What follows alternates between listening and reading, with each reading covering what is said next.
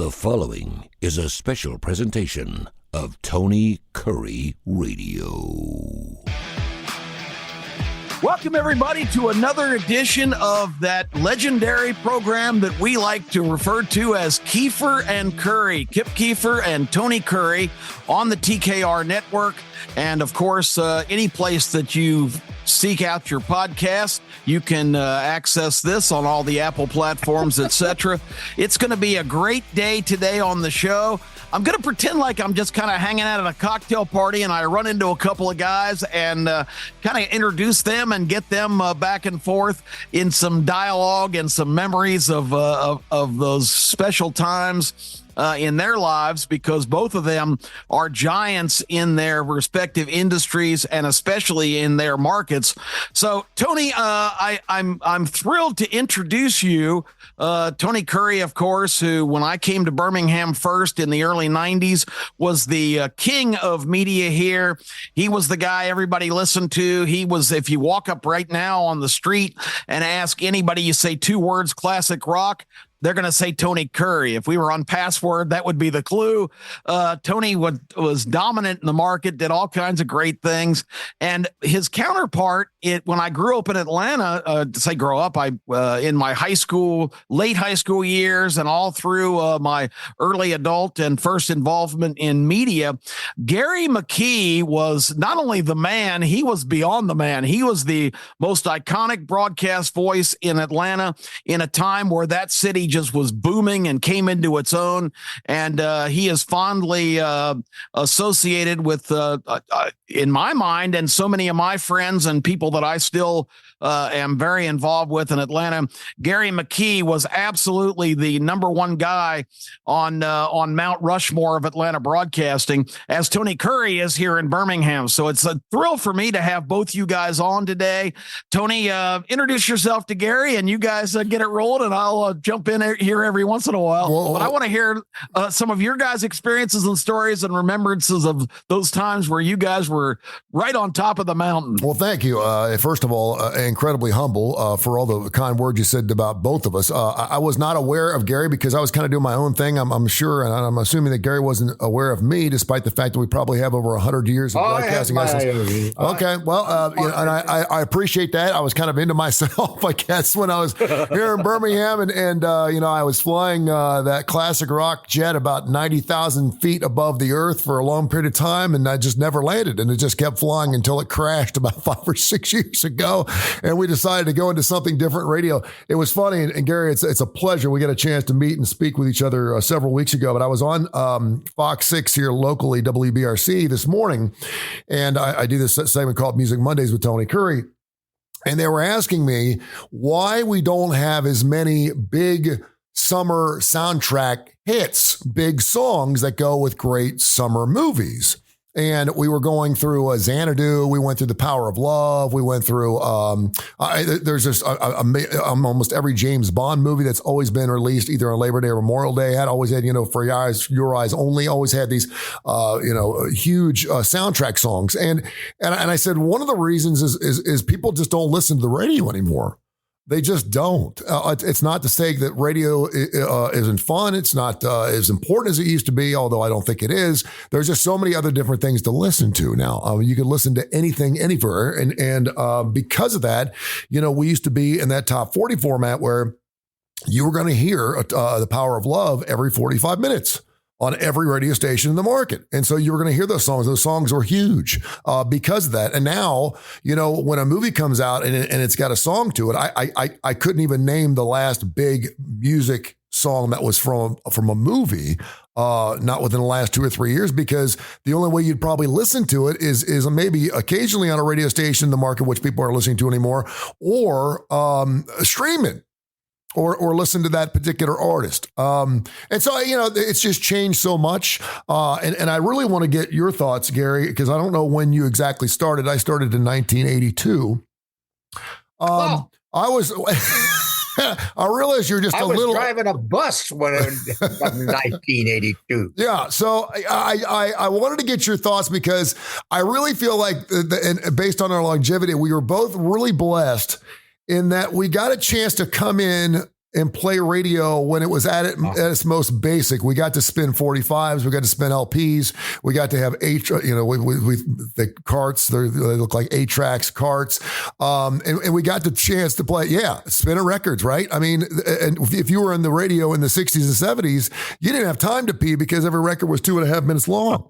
Until some songs from like Yes came out, and maybe American Pie and Let It Be, where you actually had some time to go smoke a cigarette out back or go call your honey on the other line.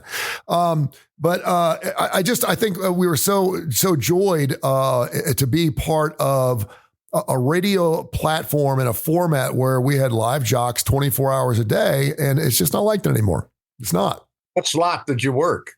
I worked mornings for a while. Then my first job was 10 to 2 at night. And then I left and went to Louisville, Kentucky and worked 6 to 10 in the morning. And then I got booted to 7 to midnight. And then I got moved down here to Birmingham to do afternoons. And then I ended up doing morning radio and sports radio for 20 years. And then what did you do in sports? We had a morning show. Aldo Greco, who used to play with the Houston Oilers and the Tennessee Titans, and Jay Barker, who at the time in 1992, he had won the last national title. We started a show in 2000. He had won the last national title for the Crimson Tide. So I did a morning show with those two guys. So we had Alabama and Auburn, and I kind of took UAB in the middle, and we had a sports show for 20 years and did really well. Oh, that's a good shot. Yeah. That's a good shot. Yeah. Do you teach? Have you? I tried that out. Couldn't do it.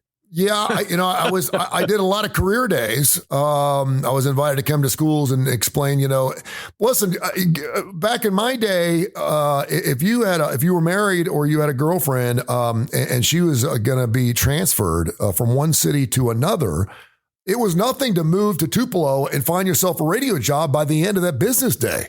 You just start calling around and say, hey, listen, I'm this guy, I do afternoons or middays in Birmingham, and I'm looking for a job. And they give you a job for 25 or 30 grand a year.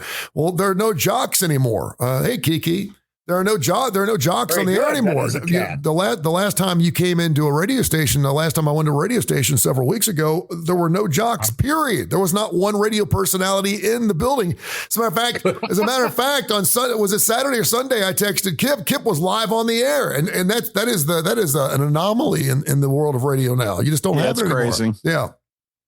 Gary, why don't you tell us how you got involved in Atlanta and just give everybody your story, because I think it's fascinating. The music is soured for me. I don't think we have a clinic that could teach stuff with the kids that need to play, and everybody what I was to start in L from 2, 3, 4, 5, 6, 7, 8 after that. I said, oh yeah, I got fired. I'm sorry. I get fired. Here's Gary, and here's Gary, and this guy gets fired. I used to do that because I was always trying something. Mm-hmm. And I said, I could do that. I could do that. And I don't, I just started learning that way. And then I've always been a good musician. That was my other side. It was the other side that I wanted to do. And I put them together, and that's radio. Because I'm not that good. Well, I'm good looking now because of all the work. But it's not something I wanted to do any. And I when I go through the band is the band. This radio station, that radio station. I don't hear radio stations, and I don't even hear the music. It's left me behind, and a lot of the buddies I have. They're always saying, I don't want to dish anybody here, but it's just not radio to me. I'm glad you said that, because this is not, we're not getting a couple of guys on to talk about the old days and have a pity party and sour grapes against what radio. Absolutely not. It's just, when I came into this market, when I came into Birmingham, there were 22 different owners. there were 22 different owners, and we were all trying to beat the hell out of it. We were all trying to beat the hell out of each other. We were pulling each other's cords. We were taking leaks on each other's outlets from live gigs. We were trying to, exploit everything we possibly could do. We were doing stunts. And right now we have 4 owners in this market, 4. And there's one owner that owns the top 5 radio stations. Well, how is competition? There's no competition there. I mean, it's purely a monopoly. And unless you were trying some different things it sounds like you were trying to do, Gary. And I always heard the old saying, if you weren't really ever in radio until you got fired 3 times. You had to get fired at least 3 times because you weren't trying to do anything different.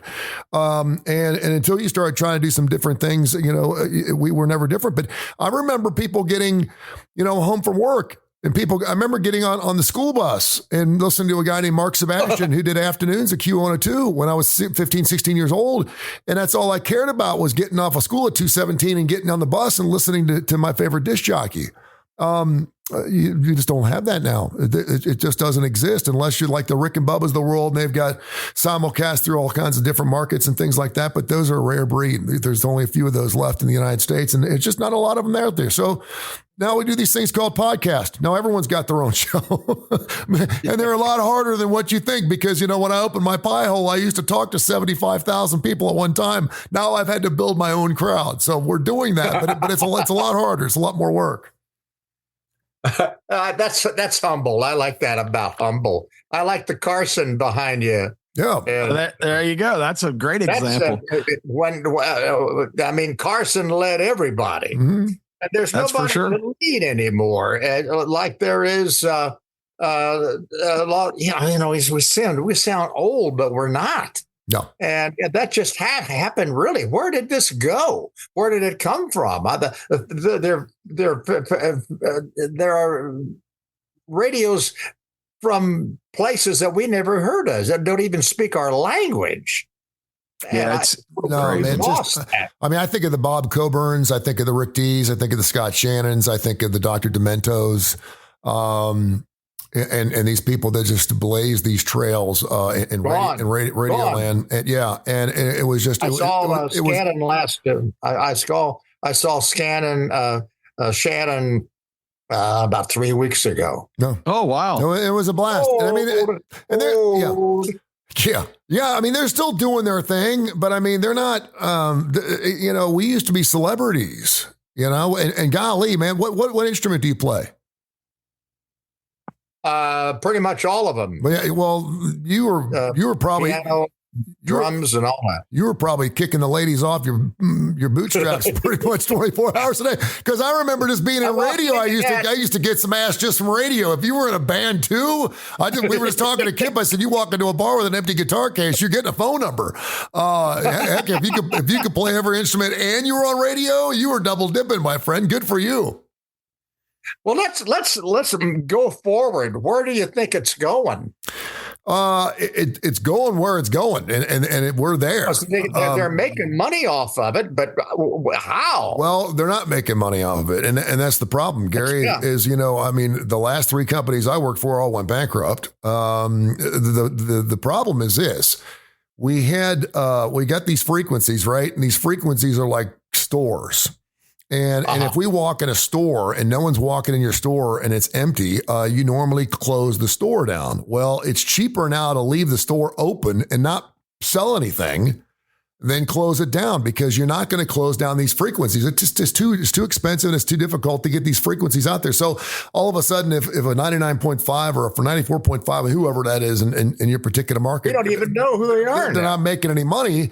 They don't close it down. What they do is they go in, they hatchet it up, they cut everything back as possible. They start syndicating every possible show because they don't have to pay those syndicated shows. If you're an ESPN affiliate or a CBS affiliate or a Fox affiliate, you're just running those Fox shows because you don't have to pay a local. You're not paying out $300,000 or $400,000 worth of income anymore to your local job. Hell, we had at one point on Jocks. Our payroll was close to $1 million.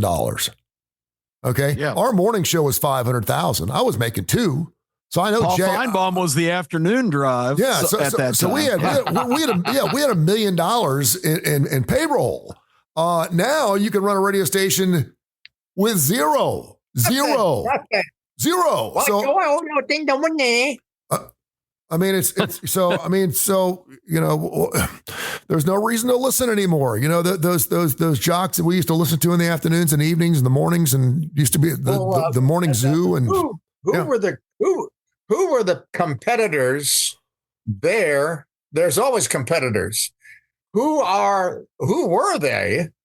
At Larry Lujak, Chicago radio, West Coast, North Coast, where did they go? But they're out there. But I don't think they're in America. I think there's a lot of outside pressure for because it's just the way it's going. I can't understand it, but I know it's happening. Well, and I think, you look at your market size, Birmingham, I think was 51st when I got here. Now it's 60th. And obviously you want to be a top 50 market. That's where you're going to make your money, or at least that's the way it used to be. And so if you were in Birmingham, like Mark and Brian were, and you did really well, you went to LA and made $1 million a year. If you're Rick and Bobby, you start syndicating all over the place, because once syndication, and let me tell you what happened. It happened in the George Bush administration, where you could own one AM and one FM station. Gary, you'll remember this. You could own one AM and one FM, and that was it. That kept us competitive. Then they agreed to say you could own 2 FMs and 2 AMs. And that was the George Bush administration, the first. And then they came up with this harebrained idea that you could own 40% of all income into a marketplace. That changed the game. How the hell do you know what the 40% is? Because one book, you may have 40% of the revenue. The next book, you may have 60% of the revenue. You pull it back. And so you did these things called LMAs, which are lease management agreements, which means you'd spin off one of your radio stations to another company that was really your company. You'd buy your own radio station. All the operating costs and everything would be associated with the original, but it's called an LMA. So you could basically push. And then as soon as your revenues went under 40%, you'd bring it back in. Yes, it's confusing, but that's how it worked. And so when you had all these huge conglomerates and everyone started buying 6 and 7, 8, 9 radio stations, and you throw in HG channels, there's no competition. There's no reason. I mean, Kip and I are probably one of the 2 most well-known people in this market. If not because we've done radio forever, just because we've been here forever and people know who we are. And Kip and I repeatedly have asked people, not to say that we need this, but we want to be everywhere. And we both have an affinity and a love for terrestrial radio. There's nothing better than sitting in an office and having I'm still doing a couple of shows on nothing than having a producer there and answering phone calls and stuff. It's great. It feels good. It's a back scratcher, right? And as opposed to sitting in a master bedroom and creating your own radio station like I've had to do. So we're doing those things, and we would walk into a station and go, listen, you pay us $0. We don't want any money. Free. Just give us 2 hours. And let us do a radio show for you. Let us do so we can promote all of our other things. Let us do a 2-hour radio show. And in turn, let us sell a couple of those spots so we can make a little money on the side. Let us make $20,000 or $30,000 on the side. You can't find one radio station in this market that's willing to give 2 local guys who have over 100 years of experience a 2-hour show on a news talk, on a sports talk, on any talk in this market, because they don't have to do it. And we'd be willing to work for free. That's where we're at right now. It's well, we're almost sad. Both too ugly to be in television. Well, well, Tony and I haven't stayed away from that either. We have a Saturday morning show. I've seen him without the hair. If you've seen him at the hair, a completely different guy. Scary, actually. Yeah, they say that radio's you got to get a face for radio. But if you could be. I don't know. TV's even changed a lot too. I mean, I've worked at a lot of TV stations, not worked for them, but I've been on them. And I remember it was like a fire anthill of activity. There were 30 or 40 different people. There were camera people. There were people yelling, producers. I mean, it was news talk. What was the television show? The news the news talk with William Hurt in it. It was, I mean, broadcast news. I mean, it was unbelievable. One of my favorite movies of all time. Yeah, and now I walk in the studio this morning, And I wouldn't even know there was a TV program going on unless, I listened uptight because there's some whisper going on. I see Janice and Mike Dubberly, and they're running everything. They're doing the teleprompter themselves. They're running their own cameras. They're running everything themselves. They do everything by themselves with their feet and with their hands. They don't need all that stuff. And so, those people used to be television stars too. They used to be big stars. Well, when there's the short term that I tried to teach, have you done that? Besides the other, no, I have not. I have never got really into the. I won't because it just drives me crazy. I can't believe that it took. Look at us. How long did we do this before we got good? Mm-hmm. Yeah. Well, and let me change the track a little bit, Gary, because I wanted to give you some acknowledgement.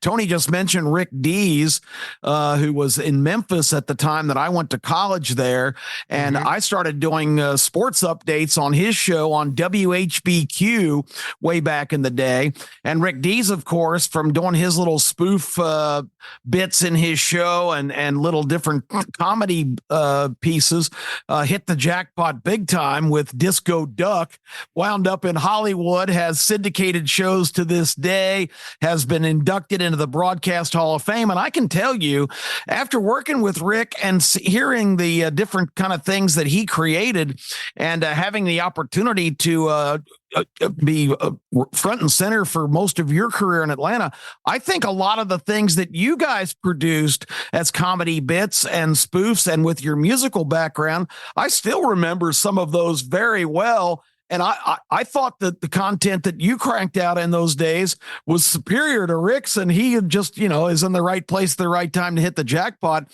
And a lot of the things Tony pulled here, you'll be amused by this. When Tony came to this market, within the first couple of months, he sat on a billboard for 18 straight days because Alabama was in a losing streak and vowed not to come down until Alabama won a football game. And he was up there almost 3 weeks. So, I mean, you guys did some fantastic things that should have got the notoriety. I mean, it's just how, I guess, where the wheel spins. But talk about, I know you guys really, that was really a big thing in your shows, Gary, was not just music, but you guys did a lot of comedy bits and a lot of different creative things that I thought were fantastic. I was listening to some, I happened to have a friend who sent me one of the first things we did when I came here in 1970. And it was like, oh my God. I mean, I was going, I got to polish that. I got to bring this up. And I rolled on myself. I remember thinking that I'll have to roll on myself and I'll get it going and I'll get it going. And then I met Willis and we did that and we did. Yeah, Willis, I forgot. With that.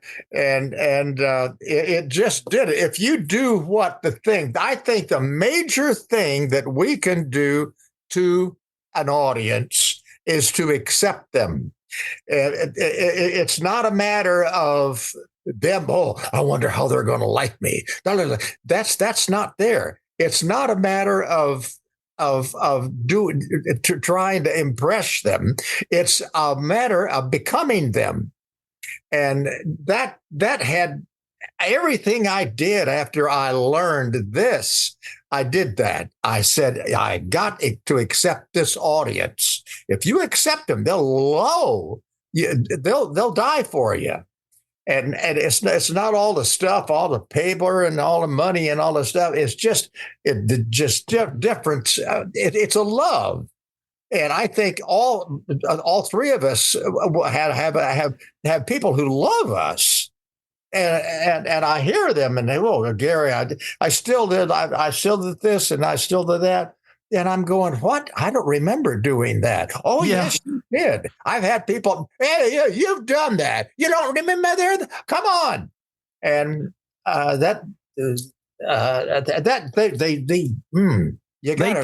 got to get their hearts. Tony, Gary will be blown away probably that I remember this. I don't know if he even remembers it because it was so long ago, but there's a song that sticks in my, you guys did a spoof song on your show probably in the late 70s, maybe right around 1980. And it was hilarious. It was about a guy who wakes up and his wife is gone, his car is gone, his dog is gone, his bank account's been cleaned out, and his best friend's missing. And the chorus was, I'm trying to untangle the weird mystery of the Buford Triangle. And I still I forgot it. I forgot a lot of those years. That's understandable, but I mean that stuck in my mind forever because I thought that was the most clever song ever. In the height of the Bermuda. Bob Card, God rest him, he wrote that. That was hilarious. And I can't all the thing. That was it's. I've always been a big team player. And I'm not like Scott Shannon or some of the other big guys. Scott is very isolated when he does things. Mm-hmm. I am like, pull my shark down or whatever. Yeah, it's for the good of the show. It's not your own personal ego. It's not really a show. Yeah. That's. I think that's the element that's missing. The egos have become so big that, I know Tony and I, and that's one thing I think we're kind of kindred spirits, Tony, because we really look for things that will be pleasing to our audience without it. And that doesn't necessarily mean magnifying ourselves into some kind of, bigger than life images. We're just looking for things that work to entertain people. Well, at one point or at some point, we lost our audience. And, it's funny because I saw someone out the other day selling radio and they're like, hey, we've got a 12 share. And the guy said, well, 12 share, that's the same thing you had, 7-8 years ago. And he's like, yeah, he goes, well, that's fantastic. Well, 7-8 years ago, they had a 12 share of 130,000 people. Now they have a 12 share of 35,000 people. Yeah, a little bit different. They still have 12% of the marketplace, but a third of the audience is listening that did 10 years ago. So it still looks good, but it's not good at all. Gary, you were talking about, enveloping the audience, and Paul Feinbaum has done a masterful job at that, which by anyone's imagination, it's just amazing because everyone said that'll never work. I heard for years that how important listeners were to put on the air because you sounded connected to your audience. But then I was always told that your listeners were less than 1% of your listening audience and they weren't important. As important as a listener would call in and would go on a rant or do something and they'd be great, then you'd have some idiot that just would absolutely annihilate, a really good run for an hour. And so, it is what it is. But, I remember getting home from radio or getting home from my radio class in high school. And, I'd call the request line, 74 Rock, 74 Roll. Radio class in high school? Yeah, we had WLHS, Lakota High School. We had a radio station in our high school, a little 10-watt station. Yeah, that's where I got my start in radio. I snapper. Yeah, I was actually, and I actually got a job in commercial radio when I was a sophomore in high school. I was working at a little shack up on the hill in Hamilton, Ohio, called 96 Rock. So yeah, I mean, we've just alienated it, our listening audience to the point now where Magic starts Christmas music October 1st, and it's the number one station in the country because they're playing Christmas. It's not because of the talents, it's not because of the jocks. They say they don't need us anymore, and I guess they don't. They'll go down with the ship. But I mean, we're still out there. We're still doing things, and we're still bringing. But now you got all these other people that, everyone's got a personality. Everyone's got an opinion. Everyone wants to do a show. There are, and I told Kip this, there are 150,000 new podcasts that are coming out every year. 150,000 new broadcasters. Just podcasts. Podcasts. Okay. Out of those 150,000, there are probably about 50 that make it more than a month. Anyone can get it. Anyone 4 episodes is the average. Yeah, and anyone can get a microphone, and a computer and start a podcast. Anyone can do that, and then put it up on YouTube or put it whatever, because you don't need a stick, you don't need an antenna anymore, you don't need a radio station to broadcast. You can broadcast anywhere in the entire world. All you got to do is put it up on YouTube, and you got yourself there's your radio station. Yeah. So, but people also realize that when you used to have 20 radio stations in Birmingham, now you've got 20,000 individuals all vying for that same piece of pie. And it's, unless you're doing it for fun. How big is Birmingham now? What are we? 400,000 metro, and with rural, we're pushing about 850, I think it is, something like that. But the market size is about 61, 62. It was 50th when I first got here. Guys shared, and yeah. Did you guys come up in the same station or what? No, I actually met Kip through, I guess it was the Birmingham race course, was it not? Yeah, I've had a real job all these years too, which is kind of scary that I've still been obsessed with all my broadcasting properties. But I was really blessed, Gary, by getting into an industry that I could be in marketing and management, and I always had the opportunity from those particular operations to have access to radio and television. So for 40 some odd years, I've been able to have a regular broadcast presence, and I'm still involved in the racing gaming business. Our racetrack here has basically converted into a casino operation. So I'm still the regulator overseeing that as director of the Birmingham Racing Commission, but it allows me lots of time still to pursue broadcast opportunities, which is a real blessing. Gary, let me ask you a question. Yeah, I've been trying to find. I can't think anymore. I've been trying to find this answer, and I know the answer, okay? But I want to get your answer. If you get in radio, and I went to college at Xavier, where they have a great communication college. They had a radio station, WVXU, done around the country, 50,000 watt stick, clear channel stick. And these kids would go to school 6, 7, 8, 9, 10 years to become a disc jockey. I'm like, you're going to college for 10 years to get in radio. You don't need to go to college to get in radio. All you need to do is be able to read like a third grader, be able to knock on a door and have a driver's license so you get to and from work, and you can become a disc jockey. Obviously, that's changed a lot from having a 6 to 10, 10 to 2, 2 to 6, 6 to 10, 10 to 2, 6 to 10. We used to have 8 different jocks. We used to run 24 hours a day. Now we have 0, or we have a morning show that does 3 or 4 different markets. But I did find that whenever you got into radio, you had a really difficult time ever giving it up. You could get fired 8, 9, 10 times, and you would just show up at another radio station in that town, whether it be as an engineer, whether it be part-time. I've known morning show people that end up being traffic people. I've seen people make $200,000 a year one year, and the next year they're still in radio and they're doing traffic reports, the afternoon Whatever traffic reports for a news talk. And I always wondered, why do you think radio people always love radio? Why do you think radio people always want to get back? I tell anyone that's in radio, eventually, I remember, you remember Jimbo Wood? Jimbo Wood used to work for I-95. Oh, guys. yeah, look. He tried to get out of radio 15 times. It always sucked him back in. It was like Janice from Friends. She just kept showing up. Every time you thought you were done with her, she'd come back. And I think I know why this is, but I wanted to get your thoughts. Why do you think radio people have such a hard time giving up radio as a career? You got radio guys, and then you got presidents who are that they just live and eat and treat, and they're in the middle of the stuff. It's just, it's what we love. I love music, and I was darn good at it.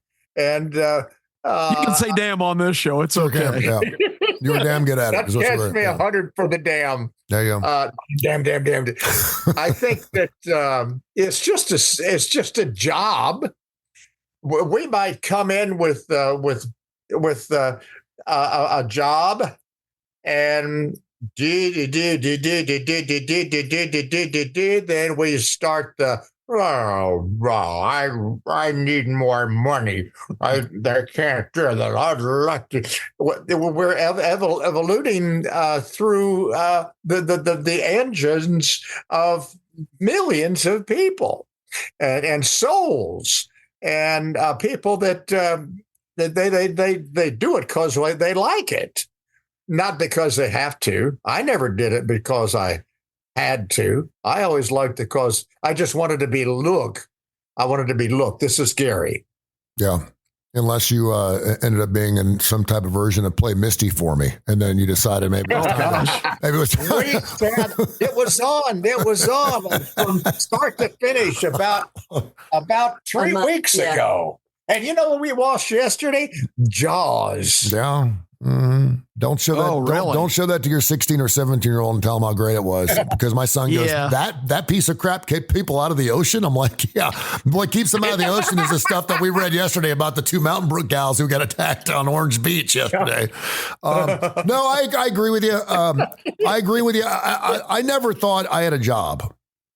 It was just, it was always. I never worked for the money. I worked for the job, and that it was super easy. Yeah, my first job, I got a napkin that said 13,947 on it, and that was my first contract. And I was 16 years old. I am impressed, but your memory. Well, I always thought that I made it. Speak my language. If I could, I thought if I could make $1,000 for every year of my life.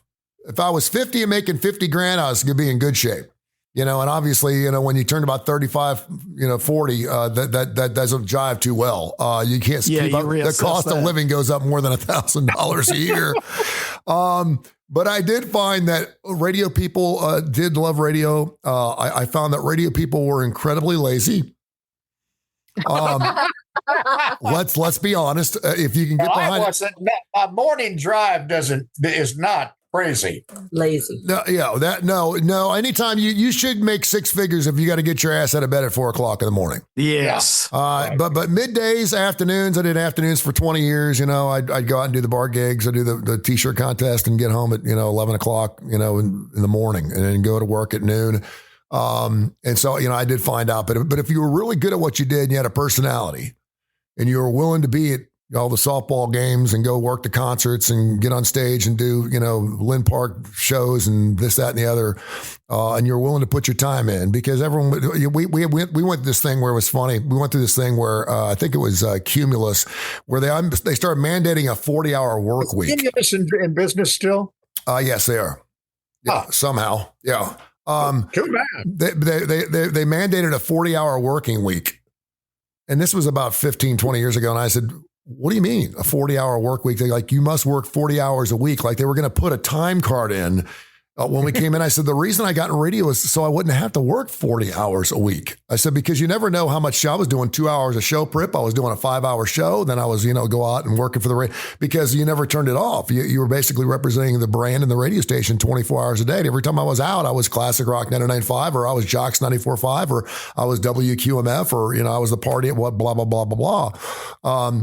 So yeah, but it was funny because, and this, we worked 6-7 days a week for 10, 15 years, 20 years, 25 years. I worked every Saturday for 25 years. Well, I was out after 2 or 3 days, but that was contract. Yeah. I mean, then all of a sudden computers came and they're like, hey, we can computer rate, we can do voice tracking, and voice tracking. We were like, it was like because I had to take a vacation day to take a Saturday off.